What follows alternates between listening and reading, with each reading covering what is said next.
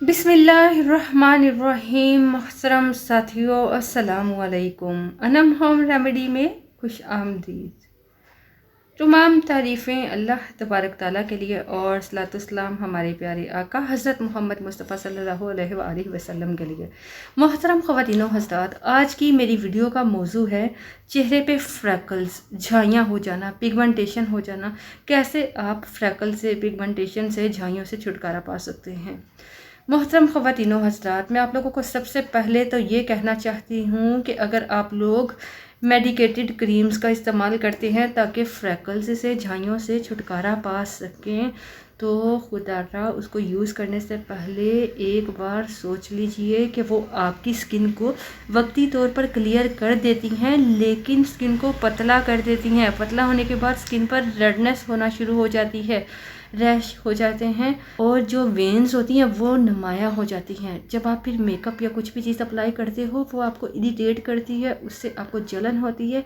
इसलिए खुदारा इन क्रीमों को छोड़ दें, केमिकल को छोड़ दें, अपनी स्किन का ख्याल करें, अपनी स्किन को डैमेज होने से बचाइए। आज आप लोगों के साथ नेचुरल रेमेडी शेयर करना चाहती हूँ जिससे आपके फ्रैकल्स ठीक होंगे। आपकी झाइयाँ चाहे नोज़ पर हैं, हाइपर पिगमेंटेशन हो चुकी है जिसमें अजीब तरह की झाइयाँ बन जाती हैं, फ्रैकल्स, मुलाजमा का मसला बन जाता है, सबके लिए फ़ायदेमंद है। सिर्फ 2 घरेलू चीज़ों का इस्तेमाल करना होगा, बेहद फ़ायदेमंद है। सब्र के साथ इस्तेमाल करें। अगर आप चाहते हो कि केमिकल वाली क्रीम्स की तरह आपका चेहरा फ़ौरन रिज़ल्ट दे दे, तो ऐसा नहीं है।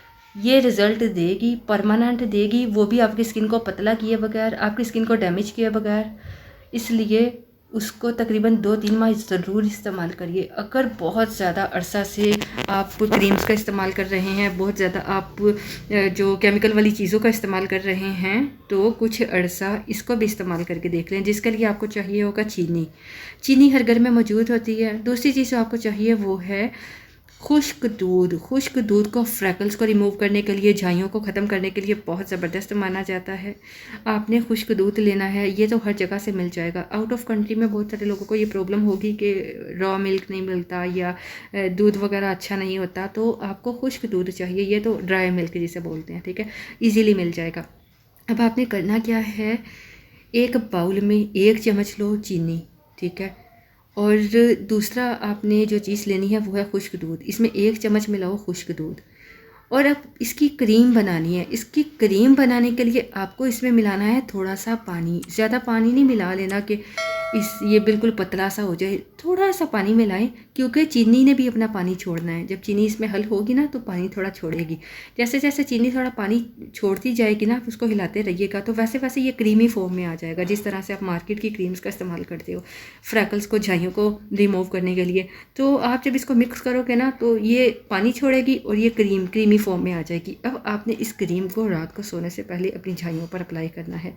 कम से कम आप घंटा ज़रूर लगा लीजिए जब भी आपको टाइम मिले, वरना रात को सोने से पहले लगाओ, सुबह उठकर धो लो।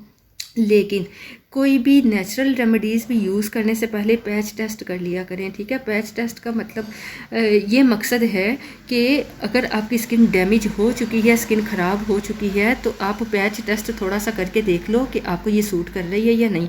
लेकिन ये जो नेचुरल चीज़ें होती हैं ना, ये सूटेबल ही होती हैं, ये नुकसान नहीं देती।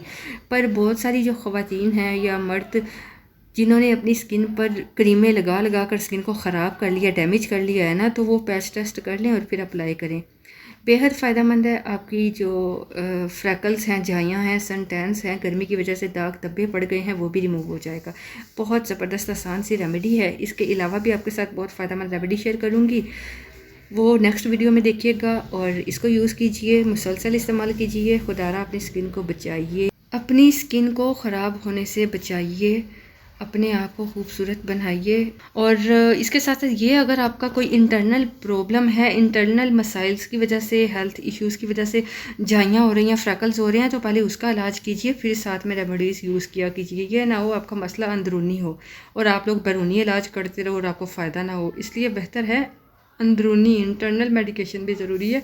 अपना अंदरूनी इलाज करवाइए, साथ में रेमेडीज़ को यूज़ कीजिए, बहुत फ़ायदा होगा। अपना बहुत ख्याल रखिएगा, दुआ में याद रखिएगा। मिलूंगी नए टॉपिक में, नई वीडियो के साथ। तब तक के लिए अल्लाह निगहबान।